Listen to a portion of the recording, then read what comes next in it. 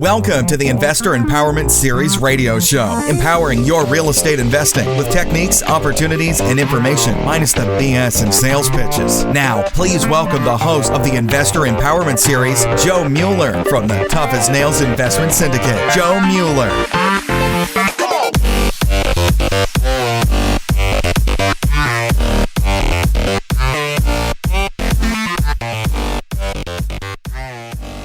Welcome back to the Investor Empowerment Series radio show. This is episode number 47.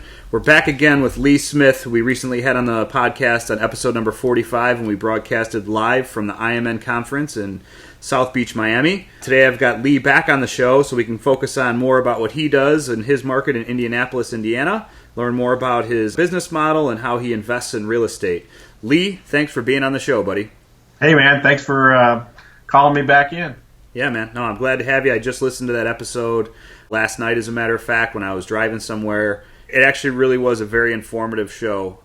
So if anybody hasn't caught our episode that Lee and I did, episode number 45, when we were at the IMN conference, real good overview of what's going on with the market, some of the stuff we learned from that conference. I think it turned out to be a real educational show. I'm real happy with the result and happy to have you on again for sure. I have to tell us a funny story. My occasionally when I go on podcasts, my 10-year-old son likes to listen. And so yesterday, usually he gets bored within 2 or 3 minutes. But yesterday I was in the car, and so I popped it in real quick. And he's like, "Oh my gosh, you're on the radio again!" And I go, "No, it's a podcast, but whatever." And so anyway, so he's like, "All right, I want to listen to it." And so he listened to the entire thing. And so for a 10-year-old who's starting to learn real estate, I thought that was pretty cool. He was really following along and really listening. Oh, that's great. No, that's awesome. I think that's great. My kids won't listen to my podcast at all, but that's awesome. Like, Daddy's on the podcast again. That's why. Same thing with my kids going into houses. Like, I don't want to go to any more houses. I'm like, stop it. We're looking at houses. Yeah, I'm with you there. My 10-year-old is very anti going to look at houses. See? I knew it. I'm not crazy. Yeah, it's funny how that works. My kids, I feel like my son has zero interest. My daughter likes it a little bit more, and she'll tolerate like walking through some of these places, and she makes comments about what stuff looks like and asks questions. So maybe I can string her along until she's old enough someday, or maybe they'll both grow up and do something completely different, like be rock stars and football players. I don't know. Yeah. Well, when my son was 9, I was trying to get him to occasionally some of the seminars we go to, they offer a kids academy. And so I was telling him about the Kids Academy and it teaches him real estate and stuff like that. And so anyway, so we got to talking about real estate, and it was interesting because I was telling him that I'm doing some stuff, some educational savings accounts for them, that's self-directed stuff. So saving towards their education. And so I was telling him, if you could buy a house and maybe you got a loan on it or whatever, but if you're cash flowing $200 a month, my son's real heavy into math, and I was just like, how many houses do you need to make $1,000 a month? He's like, 5, and I'm like, all right. And so I'm like, what if you want to make $10,000 a month? And he's going through the numbers because he really likes math, and so he was really psyched up about it, and it lasted about a week or 2 weeks, but he follows along. So you said you've got a self-directed education fund or something you've got for the kids? Yeah, I've got it's called a Coverdell ESA. It's not like I forget what the one is, 503B or C or whatever it is where you're saving. You can only put like $2,000 a year into it, but you can self-direct it, so you can buy properties. So you can actually like go out and buy a house in the educational savings account. Maybe you get some funding from someone who's going to make a loan to your kid's ESA, his educational savings account, or her educational savings account. And you can build up a huge nest egg into these educational savings accounts. And then once they hit, college age, or actually you can even use it before then. You can use it for private school. You can use it for everything up until then. I think it's like 27 or 28 years old is when they can't use it anymore. Okay. But then you can roll it over to the next kid, or to a cousin or a nephew, or your baby's daddy's mama's girlfriend's kid. Right, okay. Well, that's pretty cool. Yeah, you can roll that stuff all over. And then it just helps you out with, planning for the educations and stuff. So you could do some pretty cool deals in there. I did a deal with my one kid's ESA where a guy was selling me a house, and I offered him 3 options. I said, hey, you can either I'll pay you 10 grand cash for it. I'll pay you 3 grand cash for it, and I'll pay you $12,000 at 0% financing over 3 years, or I'll give you nothing and I'll give you 15 grand over 3 years at 0% interest. And so at first he came through and he was like, yeah, I'll do the deal with the 15 grand. That's a good chunk of change. And I said, okay. So I threw it in my kid's ESA. And by the time that my kid gets done with principal, interest, taxes, and insurance, which there was no interest, so it's principal, taxes, and insurance, my kid was making another $250 a month in cash flow into his ESA. And then at the end of 3 years, this child's only 5 years old. So at the end of 3 years, he'll be making $500 a month into his ESA. Yeah, and so you're talking at 8 years old, he's putting $500 a month into his ESA. That's that's a sizable chunk of money. Yeah, that's you're more talking than some grown adults can do. So I think that's pretty awesome. Yeah, $6 grand a year, man. That's nice. Not bad at all. That should help out a lot by the time he gets to college age. Yeah, and then by then I'm sure he'll not want to go. So right, exactly. It's funny you brought that up. I don't rarely do like book recommendations, and I don't know if you've read this book, but there's an author out there, Mark Kohler. He's a CPA and an attorney. He's got a book out there called The Tax and Legal Playbook: Game-Changing Solutions to Your Small Business Questions. I just looked it up on the internet. I actually have a copy of this book. That book goes into, because I had never heard of an ESA until you actually mentioned it when we were at that conference, and I know we didn't really talk too much about it, and now we just brought it up.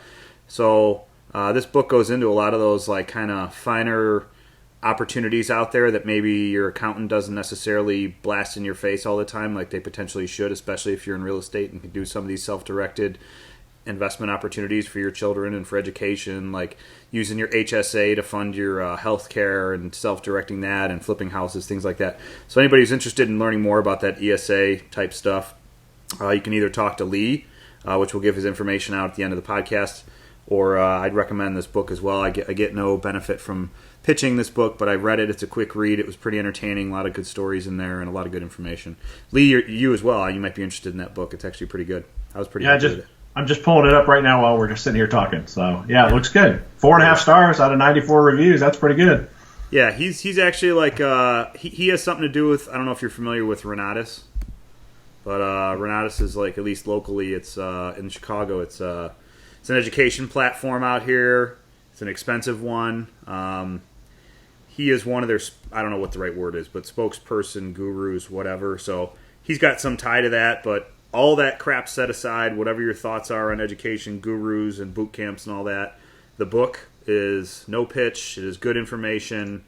I mean, I really enjoyed reading it. I think I literally sat down one day and finished the book a couple hours later. It was a good read. So just a quick recommendation, which I don't often do. So anyway. All right, cool.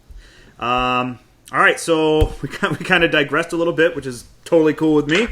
Right. Let's recap again on who you are, what you do, where you're located. Tell us about Lee Smith and your business, and how you got started in investing, things like that. Sure. So obviously, I'm Lee Smith. I'm out of Indianapolis, Indiana. I own a company called Spouses Buying Houses. Spouses Buying Houses. I'm too used to giving out our web address, spousesbuyinghouses.com. I've been investing in real estate since 1991. Back then, I would buy houses, live in them, rehab them, and then sell them. So I've been doing that since 1991. I was doing flips throughout the whole downturn in the market. I think that that's definitely doable as long as you're very savvy on your numbers and you really know what's going on. 2007, I got sick and tired of dealing with realtors, so I became a realtor. I got my license. 2 years later, opened up my own brokerage, Lee Smith Realty. I only work with investors pretty much, occasional friend or whatever, but so we work with investors, both domestic and internationally. We're basically a one-stop shop. We help them with the purchase. We help them with managing any level of rehab. We help them with property management. I own a property management company as well. That's another one of those stories where I got sick and tired of dealing with property managers, so I became one. Sure. And then at the end, we'll help them with sales on the backside. And Sure. We're pretty open on a lot of different strategies. I try and, just like you, Joe, I try and keep myself apprised of a ton of different strategies. I like to be as creative as possible in the deals we do. And I love real estate because of the fact that you can be so creative. I mean, there's just so many ways you can make money in real estate, and it's just astounding. That's the reason that I do it. I love solving problems, and some of the more creative stuff. At this point, I'm not as worried about money. I mean, we all love money and all that sort of stuff, but I love just the different aspects of solving all the problems that come up. So we work with a lot of investors, both internationally, domestic, and we've been doing that since about 2009, predominantly. In the past 2 years, we've decided to kind of grow it big, so we're growing as fast as we can and going through those challenges. Cool, man. No, that's great. The Indy market itself, I mean, what's going on in Indianapolis right now?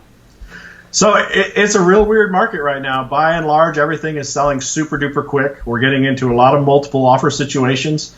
It seems like, I put one house up on the market and I had 2 offers within 15 minutes on this property, and we ended up accepting one of those. We had waited 24 hours, and we got another 4 offers in. We ended up accepting one of the first 2 that came in the first 15 minutes because they made us an offer. Here's something that maybe I'm going to digress a little bit, which I know Joe loves. Yep.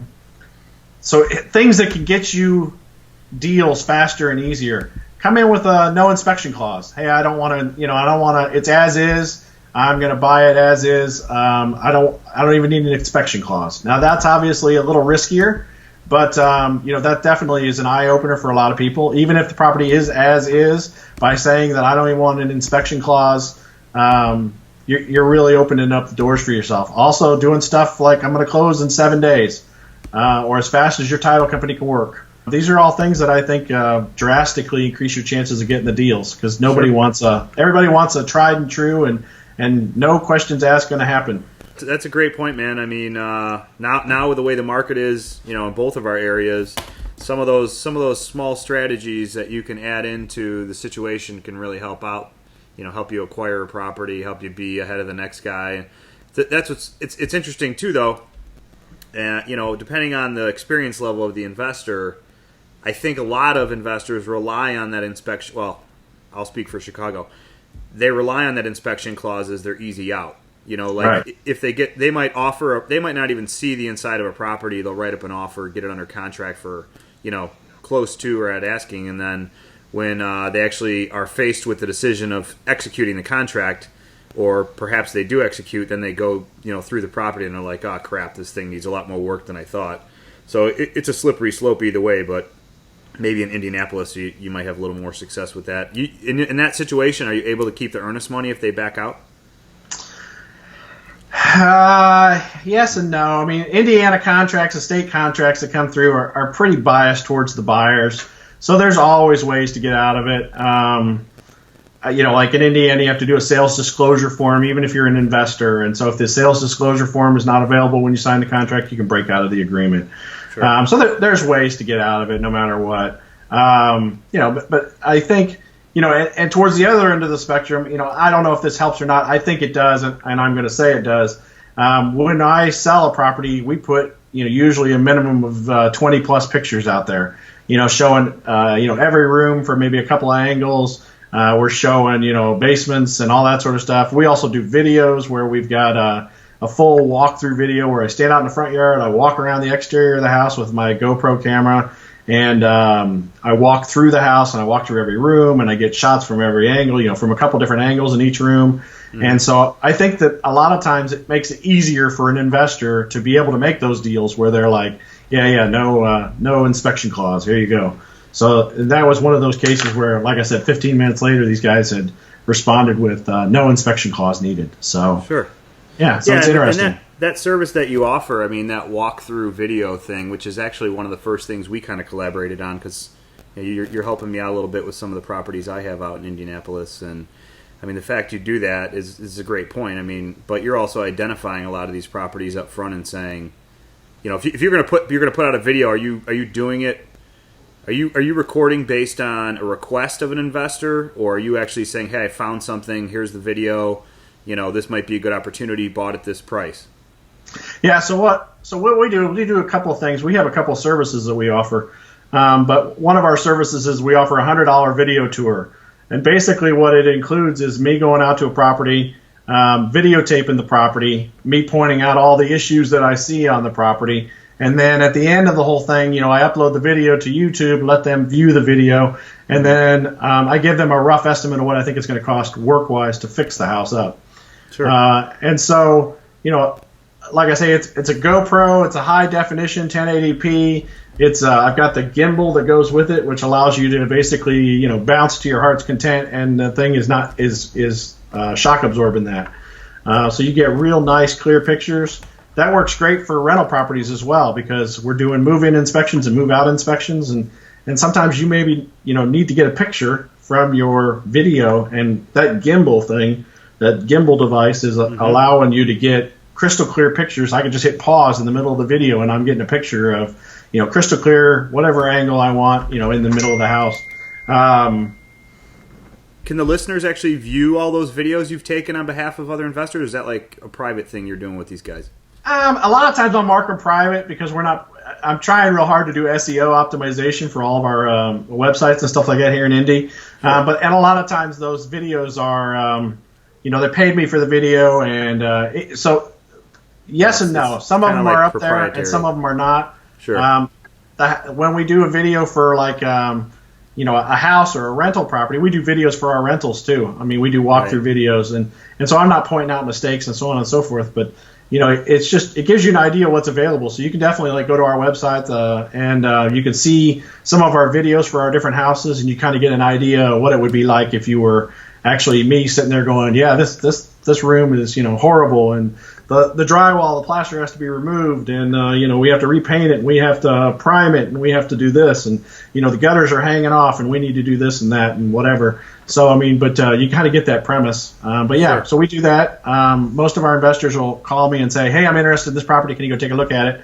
And so I'll do that. And the nice thing about a lot of times what happens is my investors will call me and I want you to go look at 123 Main Street, and we got them for the whole shebang then, because they want me to go look at it, so they pay me to do the videos. Then most of the time they want me to make an offer on the property. Then they want me to do all the rehab on the property. Then they want me to manage it for the rental property and stuff like that. But I'm an investor too, so I'm cool with if they just want me to do the video, and then they want to do everything themselves too. So sure. Yeah, I think it's just a big money maker all around. No, that's cool. I mean, it's like a full. I was going to say turnkey, but it's like a fully customizable opportunity to work with you guys if you're looking to buy in Indy. Use you for everything, use you for one thing, have you check properties out, bid, whatever. That's pretty cool. And you mentioned the website that you have, spousesbuyinghouses.com. So I clicked on here while you were talking, looking at some of these properties on here. You've got one listed, and I'm just curious now. Is this Sure. is this one at 4350 Winthrop Avenue still available? That's the one that sold in 15 minutes. Okay, that one sold in 15 minutes. Yeah, because I'm looking. Did you rehab that first, or is that how? I mean, tell me about this property. I'm just curious now. So that one, the investor brought it to me, and he had it as a rental, and he'd had it for a couple of years as a rental, and now he's decided he doesn't want to own it anymore. He wants to actually get into some other stuff. So I had originally created videos for him and bid out rehabbing it and getting it rent ready again. Actually, we were going to do a different strategy with that property. We were going to do a lease option on it or a rent to own on it, and so we had already considered that. You and I were talking earlier about different exit strategies and whatnot. So whenever we buy a property, or any of my investors have a property that they're looking at, we always try and give 2 or 3 exit strategies. Sure. Whether it's we're going to rehab it and sell it as a flip, or we're going to rehab it and sell it or rent it out, or we're going to rehab, or maybe we don't even do any work to it, or we make sure the mechanicals are all working, and then we rent to own it, or sometimes we'll go in and we'll rehab it and then we'll rent to own it. So there's a bunch of different exit strategies that we always try and go over with investors, and you always want to have 2 or 3 exit strategies. Now, I know this market is just killer for sellers, but this is all stuff that we learned through the whole big, huge downturn. There's 2 or 3 different exit strategies to really to give you the best options. Sure. Right. No, it makes sense. I really like your website as well, by the way. So for listeners who are interested in learning more about Lee, we'll give a little early plug here. Spousesbuyinghouses.com. Who's your server or whatever? How'd you get this website done? Is this it's actually It's hosted by HostGator, so they just host it. It's a WordPress theme, and it's done by a company called Inspirey Themes. They're actually on the bottom left corner. And I don't think it was that bad. I think I paid maybe $50 to $100 for the original WordPress site. And, there was a little bit of customization, which wasn't bad, but I come from a computer background, so I did it. But you can get on Fiverr.com and find somebody who will do, they'll install it and they'll do it all set up for you for, I don't know, $10 or $20. So, it's definitely nice. Yeah, this is very, very easy to use. We use it a lot, obviously. But even my VAs are all using it. They're logging in and they're, adding properties for me. It's real easy to use. And there's a lot of customizability to it and a lot of SEO optimization for it, too. So when I go down to the bottom, I see property types. I click on residential. It says 42. And we don't need to dissect the website on the podcast here, but you got a lot of good information on here. So I would say, again, for anybody who's interested in learning more about the Indy market, pricing, what the rentals are going for, what rehabs are going for, Lee's obviously a great connection for that market. So if you're an investor looking to invest in Indianapolis, get a hold of him. His contact information is actually all over the website, as it should be. So nice job. I like it. Thank you, man. Appreciate it. All right. So I guess let's talk a little bit more about, maybe the more specifics of some of the deals you're working on now or what you got going on in Indy specifically to yourself. I just want to hear more about, what your strategy is personally and some of the success stories, things like that. Sure. We pretty much, I'm no stranger to making money in real estate. I like to be real creative. So I've set some goals for myself for this year. I want to add 60 more rentals to our property management company. We've done 15 so far, so that's not too bad. We're adding more daily.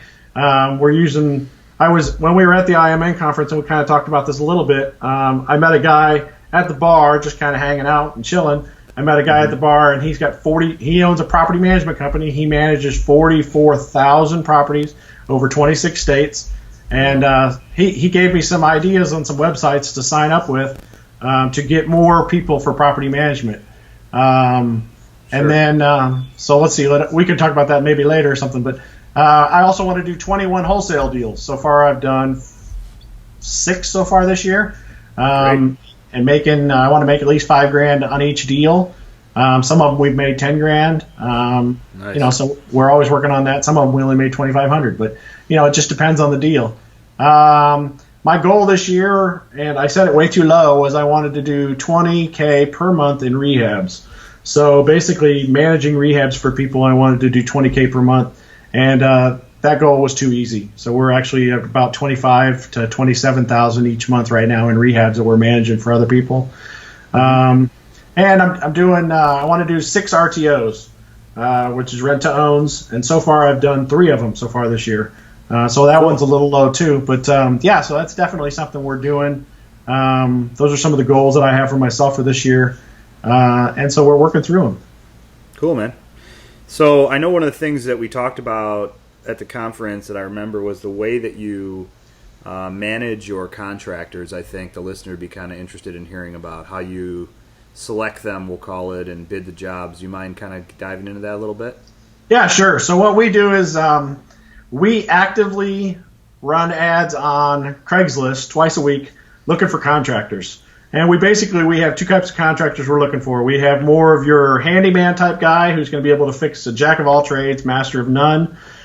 He can fix our little stuff, like, a faucet's got low pressure, or, whatever, a toilet got ripped out of the ground or something, something like this. Not that ever happens, but anyways. So, the handyman guy, he can apply. We also look for the more specialized contractors. More specialized guys are, they're doing, let me pull up the site. They're doing more specialized stuff. You got a plumber guy or an HVAC guy or a drywall guy or a paint guy or a bathroom guy or, something like this. So that's where we're looking for the more specialized stuff. So we actively run an ad twice a week or we refresh our ads twice a week on Craigslist looking for people. We send them to our website and they fill out a contractor registration page and they basically register. We do a little bit of background check and not really a background check and credit check, but we look for their they have to give us 3 references, and I won't even consider them if they don't give me 3 references and contact information on 3 references. And 9 times out of 10, we don't even need to call those references to check on these people because we're able to do stuff with the age of the internet. We're able to do cyber stalking, and we're able to pull up, go onto Facebook, and in the search area, you type in the phone number. And the phone number is usually tied to somebody's cell phone, and that's usually tied to their Facebook account. So you'll get that person pulled up on Facebook. So we had a contractor last year who applied for work for us. He gave us 3 references. His first reference was his girlfriend, which I thought that was pretty comical. So she's got all over her Facebook page, her and him smooching on each other and all this other stuff. I thought that was pretty comical. The second one was clearly a family friend. There was like, I can't remember what the guy's last name was. Let's say it was Mitchell. And then when I pulled up this, this contact's phone number in Facebook, I pulled up the guy's Facebook account. He's got 6 other Mitchell friends, And so I'm just laughing to myself going, okay, so it's a family friend. So, of course, he's going to give a good reference. The girlfriend's going to give a great reference. And so anyway, so I just started laughing. And by the third time, it was, we were just by the third guy might have checked out. But, I mean, by that point, I was just already just like, nope, we're not going to use this guy. But so we do Google searches on them by that sort of stuff. So once we qualify, there's a bunch of other stuff we do too. I actually have a blog entry on my blog on our page that kind of goes through all the stuff we check out. Mm-hmm. But once we've checked somebody out and we think they're pretty good, then we'll add them to our list. And if it's a specialized guy in a specialized field, what we do, this is kind of interesting. I think some people do this and some people don't. But basically, I'll go through and I'll create a scope of work for the house, and I'll include all the items that guy might be good for. And there's probably 2 or 3 guys. We strive to have at least 3 contractors for each, type of phase of work or whatever for rehabs. And so what we generally do is we send out an email, and I give them a copy of the video that we took of the property. I give them a scope of work, telling them exactly what they need to do when they go over to the property. And then I tell them, hey, look, here's the deal. We're looking to pay $1,000 in labor only. And then and then I tell them that, we expect the property to take 8 days to do this work.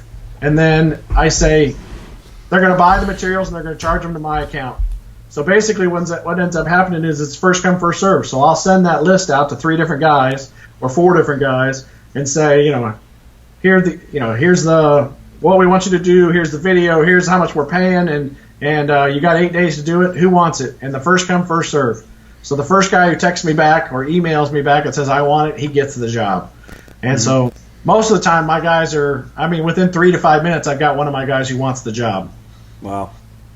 No, I really like the concept. It's actually somewhat inspiring as far as, I deal with contractors obviously out here as well, and they are probably one of the more, if not most challenging aspect of the investment side of the business when you're rehabbing properties.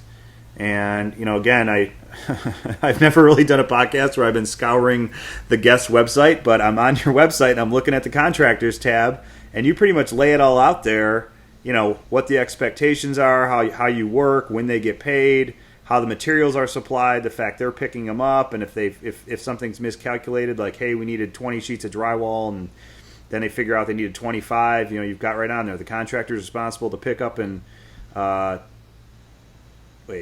he's responsible only on the time it takes to run back to the store and pick up more materials. I mean, I think that's pretty cool.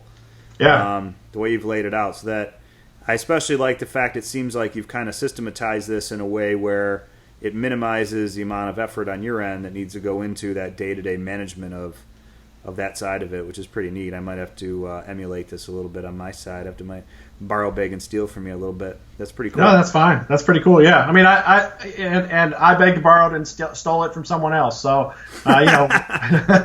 we modify this stuff to our needs. But yeah, there's a guy. I'll give him a shout out, Brad Grayson out of Columbus, Indiana. He's the one who originally created this, and then we modified it to our needs. But yeah, I mean, I think that's the nature of our business is we are all helping each other out, and smart ones are. Yeah, that's right. The lone rangers don't always go very far, but the people that actually work together and network and collaborate ideas, even though you might be trading some secrets here and there, ends up benefiting everybody in the end. Right, That's right. Cool, man. All right, so let's let's jump into maybe one of your more recent deals. Like, tell me, you said you had a goal for 6 rent-to-own properties this year. You got 3 done already. Yeah. Give me an example of how that we actually talked about the lease option concept on a podcast a few weeks back. I kind of went into how like a sandwich lease option works. If you're a wholesaler and you're getting control of a property and then you're releasing it. Let's talk about how you do it out there in Indianapolis, or give me an example of a deal that you just did.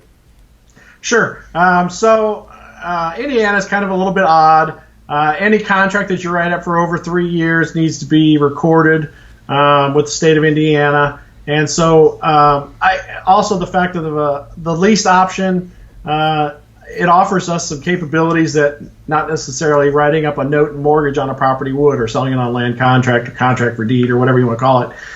So I prefer to put people on a lease option up front for 30 months. And the reason being that a lease option, you're not talking foreclosure, you're talking eviction. So it's easier for me if they quit paying in the first 30 months, that's always a big trust period. So we do a situation where during that first 30 months, it's a trial period to see that they're consistently interested in paying and that they're trying to, build up some equity and so on and so forth. So what we generally do is we do a lease option on the front end. So they're leasing the house from us for 30 months. They put like $3,000 down. And these are not high dollar houses. These are not $100,000 or $150,000 houses. Most of these houses are under contract for $45,000 to $65,000. So what we generally do is we write up a lease option agreement for the first 30 months that they're renting the house. They're responsible for the repairs. They're getting ready for home ownership. They put $3,000 down. And so generally what we do is it becomes the way we sell them is, so an average deal would be that we sell the house on contract to someone for $3,000 down, 8% interest over 10 or 15 years, and then they can easily refinance it if they want to, or they can leave it out for that term. A recent deal that we did, I know this is the interesting part, a recent deal we did was we bought the house. We were all in for about $12,000. And on this deal, what we've been doing a lot of is we'll go in and we'll check and make sure that the windows are good, that the plumbing's good, that the electrical's good, that the roof is good, that the what else am I missing here? The HVAC is good. So we'll make sure all the main items in the house, the main mechanicals are all good working order, and then the rest is just cosmetics. And so instead of me going in and painting the house and then they don't like the color or whatever, or me putting in new flooring and it's not the flooring they wanted, so what we do is we sell them on lease option or a rent-to-own plan, and so they get them with all the mechanicals working, and then they can do all the cosmetic stuff themselves. So like this recent deal we did, I was all in for $12,000. They put, now you're gonna have to follow me on the numbers, guys. They put $3,000 down, so that puts me at about $9,000 into the house. Their monthly payment is like $700 a month, and that includes interest, or principal, interest, taxes, and insurance. It's actually a little bit over what Penny would be, but they're renting it for the first 30 months. We give them a rent credit for every month that they're on time with their payments, and then at the end of 30 months, if they've been paying on time, then at the end of 30 months, we'll switch it over to a note mortgage or land contract or contract for deed, that some people call it. Okay. And we finish out the term. We'll adjust the principal, interest, taxes, and insurance accordingly. So on a typical deal like this one, the $45,000, that actually that one we sold for 10 years, over 10 years. So she'll own the house in 10 years. So she put $3,000 down. She makes a payment of $700 a month for 10 years. And then she owns the house outright. Now, $45,000 at 8% interest over 10 years actually turns into right around $65,000 that she's paying for the house when you figure all the interest and the amortization and all that sort of stuff. But at the end of 30 months, if she calls me up and she says, I don't think I really want the house, I can go back to her and say, hey, you only got 7.5 more years left. Are you sure you want to walk away from all this? And I think that's going to lend a lot of people to want to finish out and close them out. Yeah, I just ran the numbers on my calculator here. $700 a month times 12 months. That's $8,400. It's $8,400 a year times 10 years. That's $84,000. Yeah, but you're paying taxes and insurance too. Oh, okay. So, I see. So you're talking about just the net that would be coming back. Yeah. So it's actually financial. I can plug it in, but I don't know if you're everybody wants to do it. Let's see, 42,000 at 8% a year over 10 years is 509.58 a month is what her payment is, and then the end she pays $61,149.60. So for a deal that we sold for, she put 3,000 down, so we ended up 45,000, and we're gonna not net, but we're gonna gross 61,000. That's a pretty good deal. No, that's a great deal. So you got it for 12. You got a $3,000 down payment. You sold it on lease option for 45,000, right? Right. And then after that 30-month period, it sounds like you structure it similar to a note and mortgage, but you document it as a lease option up front. And then after the 30-month period, you actually convert it to a note and mortgage or a land contract. Is that right. my understanding correctly? Okay. Yeah. So basically, we're making sure that they're that they're got to be solid through the first 30 months, and that they're really wanting to do this, and it just affords us that capability. How much of a monthly rent credit are you giving them for that first 30 months? So you'd have to pull up an amortization schedule, and then you could look and see. So let's see, 30 months.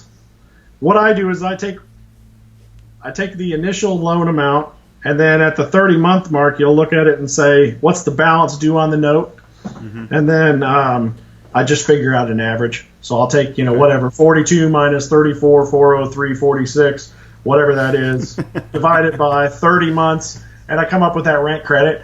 Now, another interesting point about that is that we do not give, if they're late on their rent, we don't give the rent credit. You try and be good, but if they're going to give me hassles, then I'm not going to give them the rent credit. Most of the time, we're going to give them the rent credit. Don't tell them I said that. But sure. If they're late, and also on the other end of the spectrum, like let's say they go the 30-month, what I tell them up front is if you're late more than 3 times, then at the end of 30 months, we're going to do another 30 months.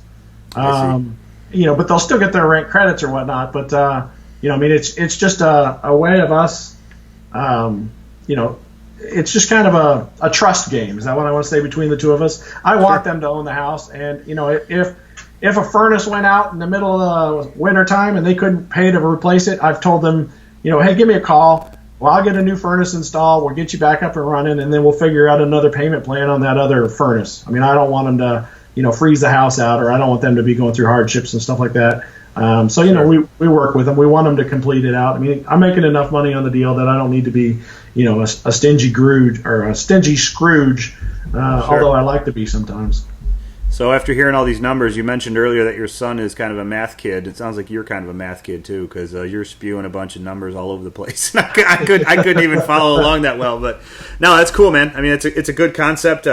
Having somebody like you on the show with that type of strategy is interesting. If anybody is interested in learning more about how Lee does that, I'm sure he'd be happy to get back to you guys on that, any of the listeners. His email is available on the website. I'll just spit it out here real quick since I'm staring at it. Lee@spousesbuyinghouses.com. Is that the best email for them to get a hold of you on? That'll work. Cool. So what else you got? I got some basic questions I can throw at the table. I didn't want to suppress any of the concepts you want to bring to the table about the deals you've been working on in Indianapolis. I know Indianapolis is kind of like one of those cities that a lot of people, they hear the word and they get, their ears perk up when it comes to investing.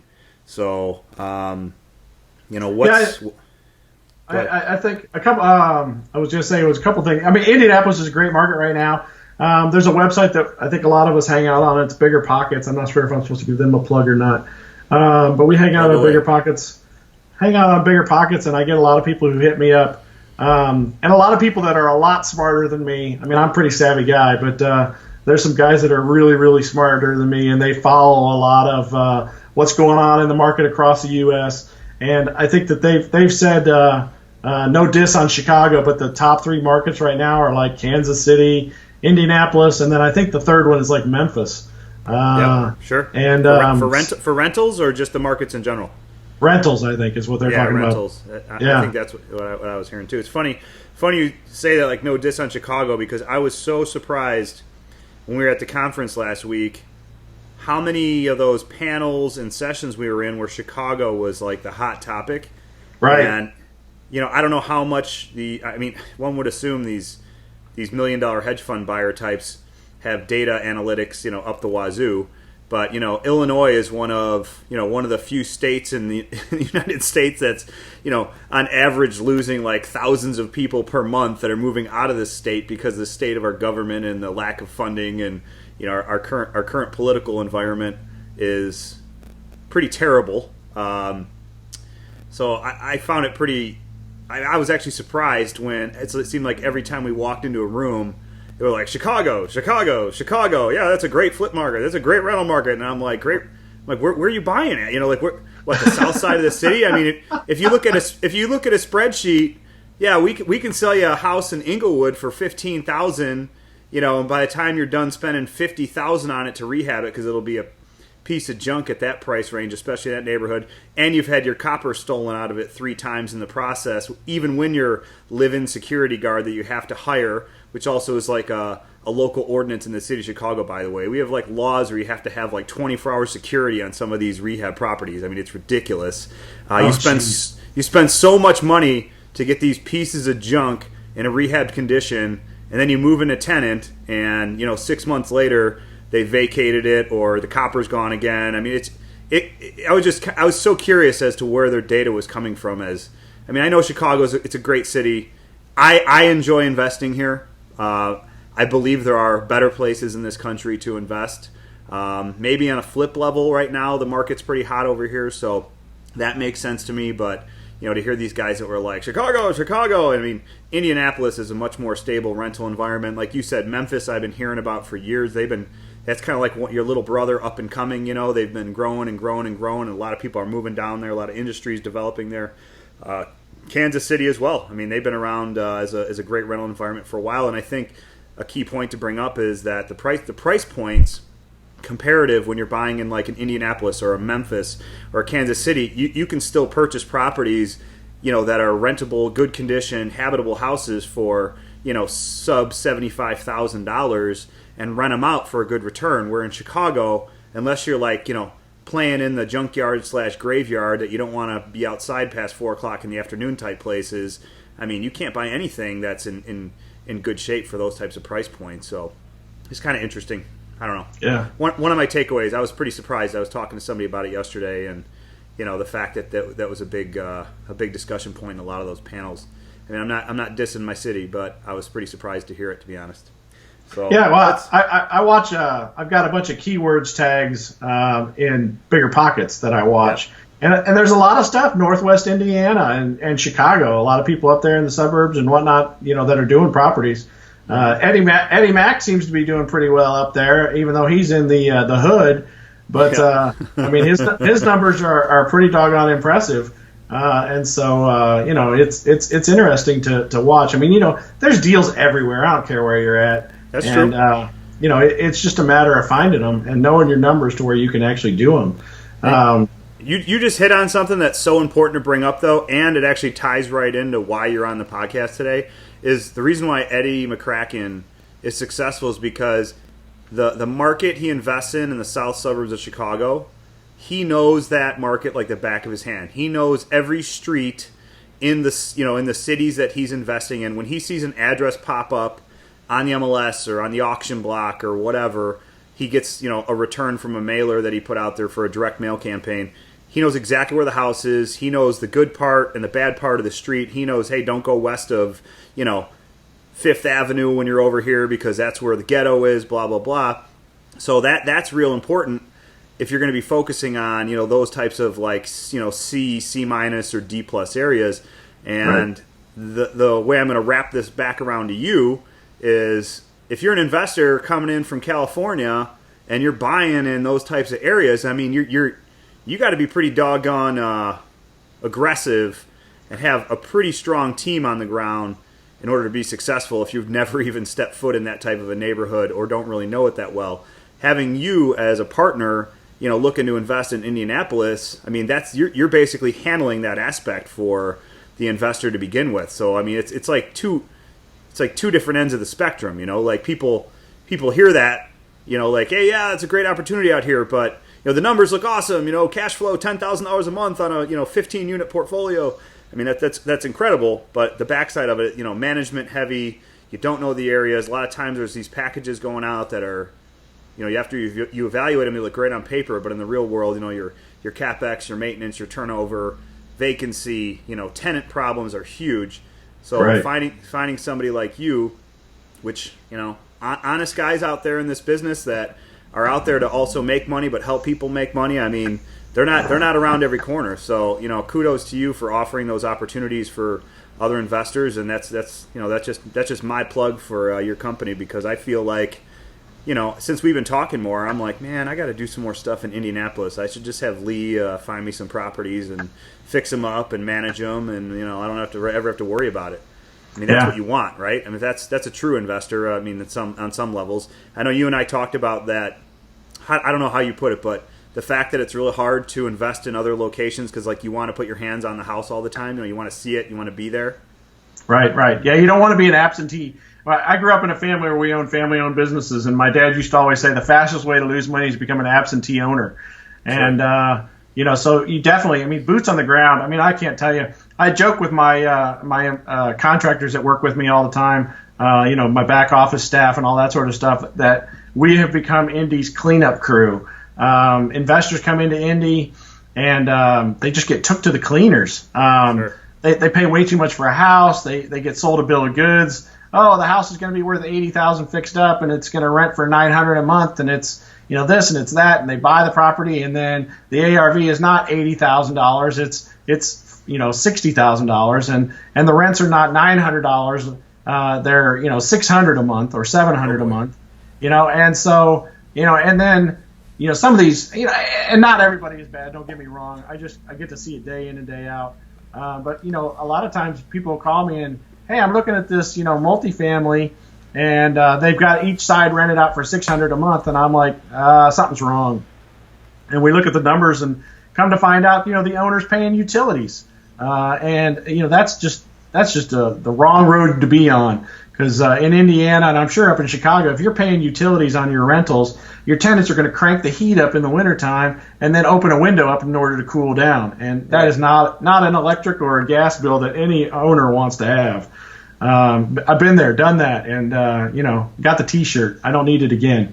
Right. But or they'll we already got a renter in this property and he's paying $800 a month, and I'm like, wow, that's pretty high for that market. And then, we take over the property management of it, and then that tenant is out within, 2 months because of the fact that we had to evict them, because they could never afford the $800 a month before, and they had a proven track record of not being performers. They had evictions in their past and blah, blah, blah.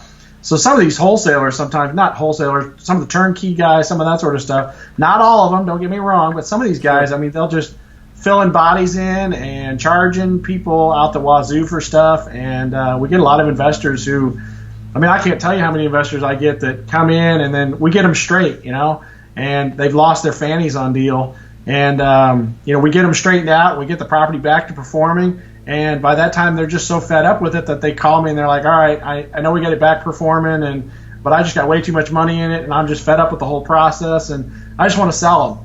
And so, there's a lot of times I end up buying these deals because now they're back to performing. And, right. It works out great for me, but to me, it would have been, man, I already lost my butt in this house. I'm just going to have to stick it out and try and get some of my money back at some point in time. But, in Indiana, you can get your general contractor's license if you can fog a mirror. All you have to have is a bond, which is you just pay money to an insurance company. You just got to have a liability insurance policy, which again, you just pay money to an insurance company. And if you've got an LLC, you can sign a waiver in Indiana on workman's comp, and those are the three things you need. You need a workman's comp or a waiver that shows that you don't have to pay workman's comp. You just have to have a liability policy and a bond, and you got your GC license. You can pay $200 a year for your GC license, and now you're a general contractor. And, a lot of people are like, oh, he's a GC. He's licensed by the state of Indiana. Well, that doesn't mean diddly. Nobody had to go any classes or anything. So, right. You need to know who your boots on the ground are. And a lot of times we tell people up front, hey, we don't have to be your contractor or your whatever for any of this stuff. but let us give you that second set of eyes. When you're looking at a deal, let me look it over real quick. We do $5 CMAs where you give me a property address and I'll pull up a comparative market analysis on that house and give you an opinion at a glance of what I think it's really worth. And these are all things that everybody should be doing. You should be getting second and third opinions on properties before you're buying them. Absolutely. No, that's 100% correct. We're the same way out here, by the way. You're pretty much you can fill out some paperwork, get some type of a bond, and pay a fee to the state of Illinois, and you've got your general contractor's license. So, yeah, you got to be real careful with those guys that you're working with as an investor. Contractors, especially, as we kind of touched on earlier in the podcast. Same thing. Just I love how you kind of vet out your guys too. How you asking for your references and kind of having your systems in place. And more on that note, you brought up a little bit about using VAs, right? Virtual assistants in your business. I mean, can you mind maybe giving us a minute or two on what you do with those VAs and how they help you grow your business or work for you? Sure. Anything that you can do on the computer, you can train a VA to do. Okay. So anything. I mean, everything. Now I'm not saying that you're going to get a super smart person and be able to keep them, because a lot of times the VAs that you want to hire, it's going to be third shift work for them. So they're going to be working, they're 12 hours ahead of us. Excuse me. So, typical, like my current VAs, I have 2 VAs that are answering the phones from 10 a.m. in the morning until 9 p.m. at night. So 7 days a week, I've got people answering the phones for prospective tenants and, existing tenants who may have issues or whatnot. And so, these guys are working third shift. So if it's 10 a.m. in the morning my time, it's 10 p.m. their time. And they're working until 9 a.m. their time, which is 9 p.m. our time. So you're not, it's hard to get good talent. I've got some really good talent right now. I've got 2 people who answer my phone 7 days a week. They're really, really good. They do really well for us. They answer the phones. They pre-qualify tenants. They'll schedule showings so people can go see houses that are for rent. They'll handle all of my stuff for, if we've got a property up for sale, if a realtor calls in and wants to go schedule a showing, then they'll handle all that sort of stuff. My one, she's doing some of our SEO optimization. She's also doing a lot of our stuff like posting all of our ads on multiple websites. She's doing we have a daily deal list where we cruise the MLS every day for everything that's been listed. And we filter those properties down to what we think are good deals for investors, and we sell that list. So she's doing that for me every day. So as long as you can, like what I like to do is basically I set my screen up to my computer up to record what I'm doing, and I'll go through a task like a dozen times while I'm recording it, and then I just hand it to my VAs and say, hey, here, watch this, and this is what I want you to start doing for me. And so, if they have questions or whatever, they'll ask me. But by and large, they can just watch the video over and over and over again. And by my doing it 10 to 12 times, they're seeing exactly what's going on. But you can hire VAs for, $3-4 an hour, which is unheard of in our market here in the United States. And, it's great pay for them. Sure. Yeah, so we do a lot of that. I do when I hire a VA, I'll run an ad, and basically I'll list out everything that they're going to be doing, and then I tell them that I want them to send me a voice recording of their voice, and they can read something off of our webpage. B, I want them to do what they call a DISC profile, which is a DISC profile, and that basically kind of tells me what kind of person they are before I even hire them. And then usually when I run an ad, within 24 hours, I got 20 to 25 people who have applied for the ad. I'll weed those down to 7 or 8 people, and then I'll send those 7 or 8 people like 8 to 10 essay-style questions, basically just asking them stuff that will allow me to judge how good their comprehension of the English language is and how their written skills are. If they make it through that process, then I'll do a phone interview or a Skype interview. And we'll do that. And then normally, I'll take 25, weed it down to 8, send them the essay questions, and weed it down to 2 or 3. Then I'll do the phone interview with those 2 or 3, and then I'll usually hire one of those. The secret with VAs is you got to be quick to hire and quick to fire. If they're not producing, then you go on to the next one. Sure. And they're contractors, so you can do that. That's a great Great. Thanks for laying that all out there. That's basically your whole hiring process in a nutshell. You brought up the DISC personality profile, something I've never touched on in the podcast. What ideally are you looking for out of that? The DISC. What's the ideal candidate? For me, it's a person who's a high S and a high C. And I can't remember what the exact terms are for those two, but one is someone who they're very by the books. They want to do everything, by the books. You tell them to do something, they're going to do it. You know what I mean? It's Forrest. That movie, what was it? Forrest Gump. Forrest Gump, yeah, where they just told him, "Hey, Forrest, run that way," and Forrest just runs that way. And so run, Forrest, run, right? And that's the kind of person I want. I want someone who, if I tell them what I want them to do, then they're going to do it. They're not going to get in there and start, "Oh, well, you told me you wanted me to do it this way, but I like to do it this other way. Now I want them to do it my way." You know what I mean? And not that I'm closed-minded, but, I always tell them, when you start working for us, do it my way for a month, and then at the end of the month, if you've got some ideas, I'm open to suggestions. And we do take those suggestions and we run with them. But, at first I want them to learn our business and see what's going on. And then the other person is I can't remember. I think that's the C, that's control or whatnot. I'll interject. I looked it up. Oh, okay. S is for steadiness. C is for compliance. So it's saying, a high S and a high C is referred to like technical people, you best suited for accounting, computer programming, patience to work at problems until it's solved, high quality work, and they go to great lengths to make sure the results of their efforts are best they can possibly achieve. And pretty cool information. I love it.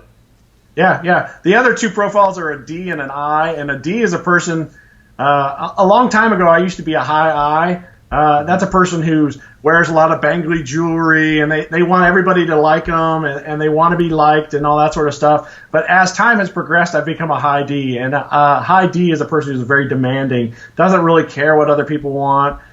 They just want it done their way. I still like to please people, don't get me wrong, but anymore I'm just like, there's no pleasing everybody, and so it's my way, or you know what I mean. Sure. So, so you don't want a high D or a high I. Or I'm sorry, a high D or a high I, because you're just not going to be able to keep them for long, and you're going to be constantly fighting that they want to do it their way, or they're just not handling it right. So I look for S and C's to handle all of our back office stuff, and by and large, since I've started doing it, it's worked very, very well. Is that something that like if somebody's listening to the podcast and they want to try hiring a VA, can they just send them to a website to fill out one of those DISC profiles? Is it free?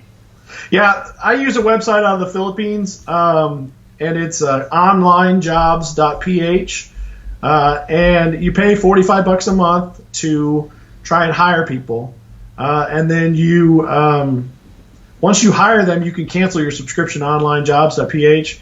You're gonna pay these people through PayPal. Now, talking to my VAs, and a lot of times, I've hired quite a few VAs over the years, and for a lot of different things. And it's hard to find good, employers for them. So they get led along quite a bit. So once they find a good person, then they really try and stick it out and work for them, and so on and so forth. So like what I generally do is I'll pay them weekly for a month so that they know I'm a good guy, and then I'm going to continue to pay them. And then I switch to every other week that I start paying them. But so onlinejobs.ph is where I go. I find the employee, I pay them via PayPal. If I need to run another ad for another person, then I could go sign back up with Online Jobs for another $45 for the month and find another one. Cool, man. No, it's great information. Yeah, Online Jobs does the DISC profile for free for their contractors. So so they can actually fill out the DISC profile online. And I always tell them that in the application process. Here, you need a DISC profile, and you need to go here to do it, and it's free. Cool. One of the things you touched on, I think that's how we got into the VA talk, was this daily deal list. Yes. Offline, we've kind of discussed how it works, and you mentioned it briefly. Tell me how this can be a real advantage to some investors, because you were telling me that there's actually some pretty decent opportunities that you're just popping up for other investors without even really creating much effort on their part. Yeah, so what we do is we do a daily deal list. We charge $50 a month, and that's probably too cheap because by the end of the day, it costs me more than that it doesn't cost me more than that to kick out the list, but it's a lot more time intensive for us and for me because I'm doing videos and stuff like these properties. But basically, what we do is every day on our local MLS, there is between 30 to 50 properties that are listed that are under $150,000. And so what we do is we go through and we fill out those, we look at all 30 to 50 properties, and we take the tax assessed value of the property and we compare that to the list price. So let's say the tax assessed value is $100,000. If the list price is $90,000, then we'll flag it as an orange. And if it's $80,000, then we'll flag it as a yellow. And if it's $70,000 or less of the tax assessed value, we flag it as a green. And then we give every day we cruise the MLS and we'll give our clients a spreadsheet, and it's all the houses that pass that 90% or more off of the assessed value. And we give them basic information about the house. So it's a 3-bedroom, 1-bath, its square footage is X, and blah blah blah blah blah. Here's the agent-to-agent remarks. Agent-to-agent remarks is what the real estate agents tell each other in secret. Right. You know, and usually it's just specific stuff about the property, like, this is a Fannie Mae deal, and you know, it's you're going to have to give us this and that and this and that before we'll even consider your offer. Sure. So we give them the agent-to-agent remarks, and then we also give them a link to a CMA. So we pull up, when we run CMAs, we pull up a quarter-mile radius of active, pending, and solds over the past year, and leases over the past 2 years. And so when our clients get this list every day, A, we keep a week's worth of data on the spreadsheet, and B, they can go through, if they're honestly watching it every day, they're going to find a deal a week at least. One deal a week. Yeah, at least one deal a week. We when they're honestly watching it, we're getting one deal a week on it.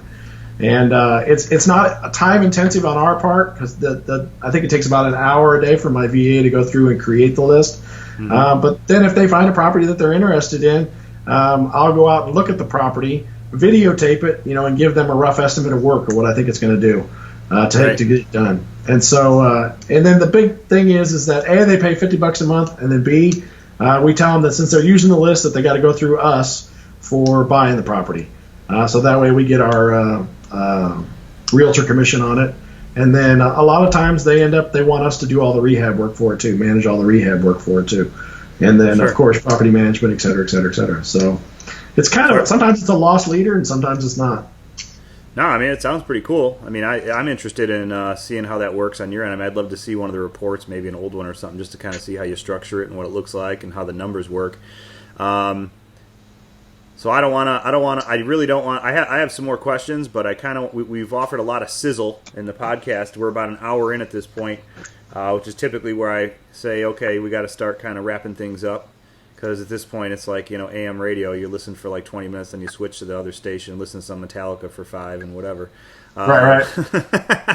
Let's give the listener a little bit more sizzle. Like, give me an example of, if I'm an active investor. I actually invest in Indianapolis. We don't have to talk about my experiences, but give me an example of like, some numbers on how it could work on, if I'm going to buy a property in Indianapolis, what am I going to be able to buy something for? How much money could I potentially invest to rehab it?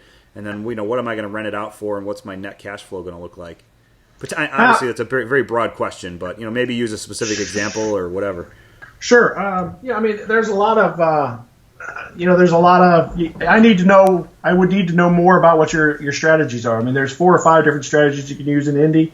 We got the low income properties where you can, there's multiple different things you can do, but by and large, if you're going to buy and hold, you're not going to see appreciation, but, and the house is going to be, a $60,000 house 10 years ago is still a $60,000 house today. But the rents are good. You're going to get good cash flow.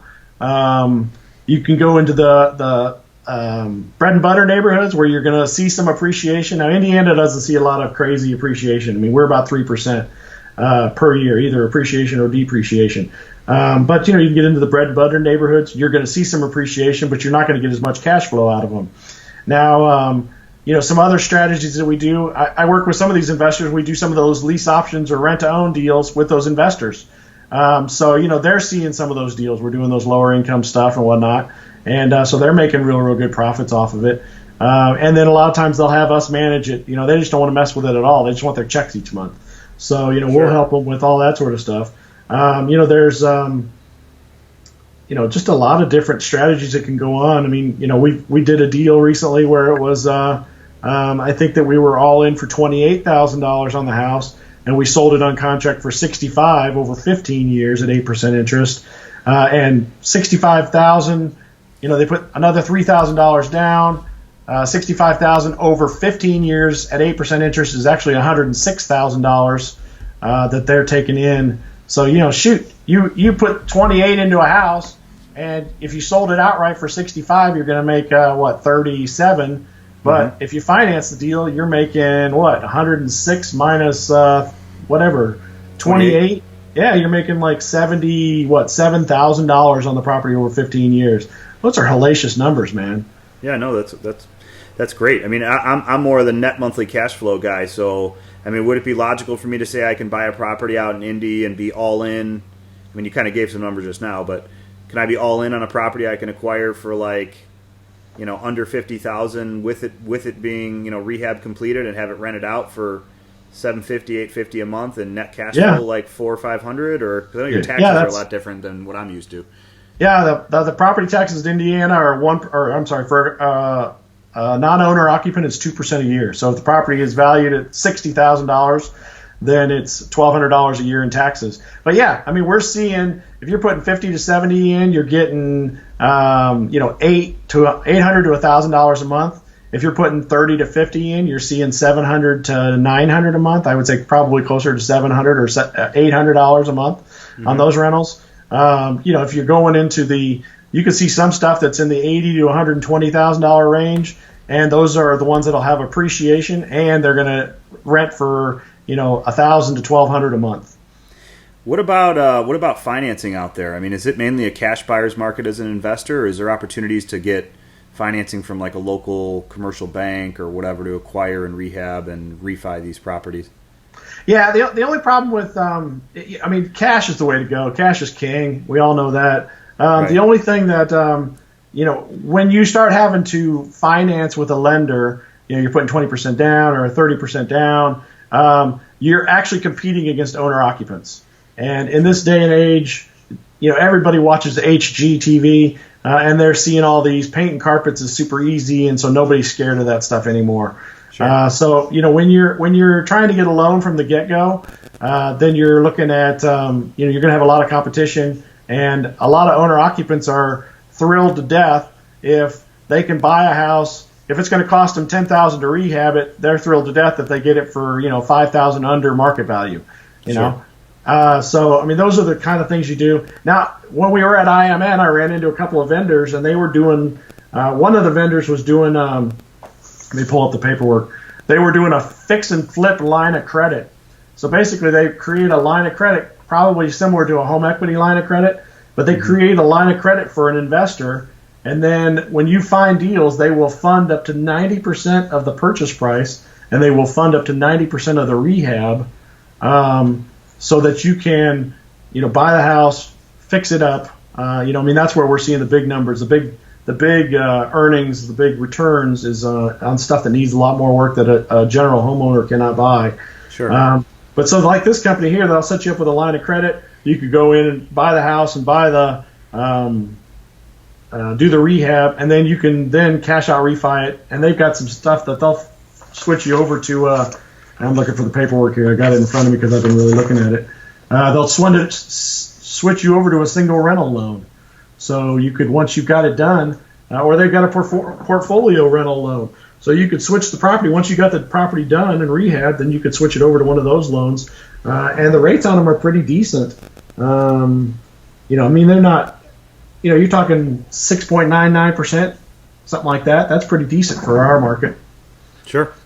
Yeah, I've dealt with some of those guys in the past, and I've sat through some of those vendor presentations at IMN and had some kind of offline meetings and discussions with, like you mentioned earlier. There's a lot of different lenders at that conference, and I think the one cool thing that putting this all in perspective, this is our second episode. We're kind of dabbling back and forth with how we were both at IMN together and what we, kind of relating it back to our conversation today.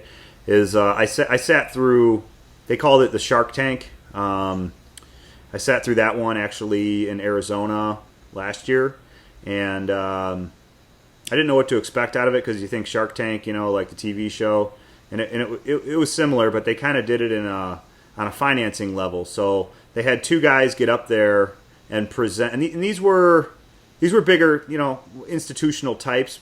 They were buying. One guy had bought like a package of off-market HUD properties. He bought like 25 houses down in Georgia somewhere, not in Atlanta, but somewhere in Georgia. And he was in the process of rehabbing and renting them. And he presented this deal to 3 different, like we'll call them the sharks, which were these finance companies. When you initially look at the numbers, you said before like 6.99. Locally around here, you can get rates from a commercial bank on a package of houses probably in the mid 5s, I'd say. Okay. At least, some of these commercial banks in our area. And I was just thinking about this morning, unrelated to our podcast, but, as an investor, you want to grow a portfolio. Your goal is, net monthly cash flow. If you're going to be able to find a financing partner that's going to be able to help you take down something that sizable, whether it be, 5 houses, 2 houses, or 25 houses. Sometimes that rate, though, it might sting a little bit when you first look at your numbers. If you're going to be cash flowing, good, solid numbers at the end of the day, who cares? Right. You're leveraging your money.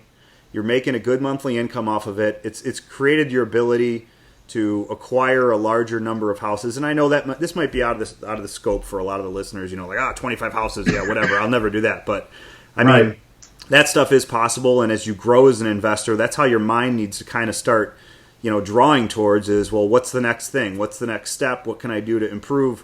What can I do to grow? And again, you look at those numbers, you're like, whoa, I don't know. And I was thinking it in terms of, my own personal situation. I've got about five rentals right now that I have. I think I got one of them's not rented yet, but 4 out of 5 performing rentals that I've rehabbed in like the last 6 or 7 months approximately.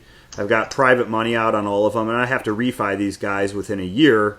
And I had previously dealt with a company called Vizio Lending. Okay. And this is not a plug for Vizio. I didn't use them initially. But today I was just thinking to myself, when you're dealing with these community banks, they're great. There's opportunities. They're still going to dig through your whole life, your paperwork. I mean, it becomes kind of a process. And then at the end of the day, you could be a month into the transaction trying to get a refinance done. And they still come back and say, well, we initially told you this, but now it's going to have to be that. And maybe the rate changes or the term of the loan. I'm not saying that's every situation, but like I remember last year I was getting some quotes from Vizio, and they had an easy online application.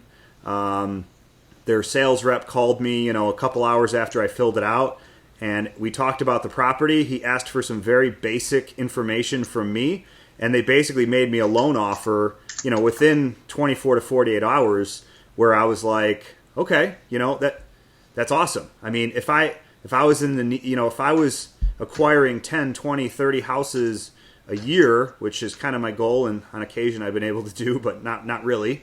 That type of stuff is out there, and keeping your ear to the ground and trying to work with some of these people that are out there, these vendors, and talking to other investors. I mean, that's a huge component. That just kind of gives me a little warm and fuzzy after you mentioned it, to think about, hey, I'm in that situation now. I've got like 5 properties I'm going to have to refi here in the next few months. Does it really matter? At the end of the day, who I finance through, it matters a little bit, but more importantly, let's get the capital back. Let's get the lenders paid back that helped me out in the beginning on the private side. Let's do it all over again. And as long as I'm cash flowing some good numbers per month, I mean, it's all good, man. And that's the way to help grow your business. So I don't know. I went off on a tangent there, but it was something I was thinking about today, and I just thought I'd bring it up. Yeah, no, I was just, I was sitting here while I was listening to you and agreeing with you and half-heartedly ignoring you. I was running the fix and flip line of credit stuff on one of our deals that we just recently did. So even if I just signed up for that fix and flip line of credit, right, with the 90% of purchase price and 95% of the rehab costs. So like a deal we just recently did, we purchased a house for $98,000. We put about $12,000 into it. If this was a property that I wanted to rent out, I've got literally like 100,000. No, not even that much. I've got I got 100. Is it 100? Let's see. Hold on. 99.6. So, by the time you figure out 90% of 98,000 and 95% of $12,000 in rehab costs, we're at 99,600, right? But the house appraises at $150,000. And most traditional lenders, like you said, I could go out and find a more traditional lender that'll let me do a cash out refi, and they'll do it at, let's say, 70%. I mean, there's some guys out there that are doing 80% of appraised value. But let's say it's the worst case scenario, it's at a 70% guy. I can go out and find a guy who will loan me money at whatever 5% or 5.5% on a cash out refi. And they're going to pay me $105,000 for this property that as long as it appraises at $150,000. Right. So you're talking. I got 99.6 into the property for rehab and everything, and then $105,000 for the loan value. So I got an extra $5,000 in my pocket at the end of the day once I refinance it out. Yep. So that's to me, it's worth it. The extra little bit of money I'm going to be paying out each month for the fix and flip line of credit. Sure. And then I get my money back. Yeah. Okay. No, I think that's awesome. And again, we got to wrap it up now, but I appreciate you. I don't mean to cut you off like that, but no, you're right. Yeah, it's all good content, great information. Learned a lot about what you do, what you can offer to investors. And I think it's probably, like I said, the sizzle that we talked about. The fact that you're out there as a potential partner, boots on the ground, property manager, and acting in that general contractor type capacity, essentially, where you get these rehabs done for guys that aren't local. I mean, what greater type of opportunity can there be if you're interested in investing in Indianapolis other than contacting somebody like you? So why don't we give you a little plug here? Spill out your contact info, the best way you can be a hold of, and all that jazz. All right, yeah. So spousesbuyinghouses.com. Our office number is 317-537-7249. My email address comes directly to me is Lee, Lee, at spousesbuyinghouses.com. If anybody's got any questions or anything like that, I work with a lot of investors. They do those rent-to-owns, and so I've even created documentation for them on the front side that kind of helps explain what we do and how we do it. I think I even got a video on it. So, if people got interest, questions, or anything like that, let us know. Happy to help.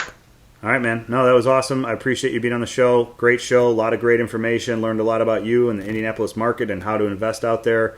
I think the listeners are going to love it. So I hope to talk to you again real soon. And I'm going to be looking forward to maybe getting a little touch of your daily deal list because I kind of want to see how that works. I'm not going to be paying you $50, but if you want to send me one just for me to look at, I wouldn't mind.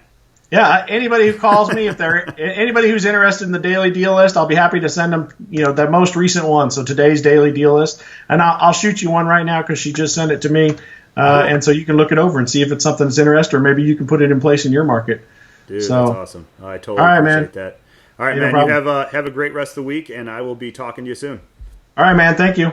Thank you for your time. Thanks for listening to another episode of the Investor Empowerment Series radio show. Be sure to tune in next week for another empowering episode. We welcome your feedback, so please rate us on iTunes and Stitcher, and visit us at www.investorempowermentchicago.com or tennisgrouprealty.com.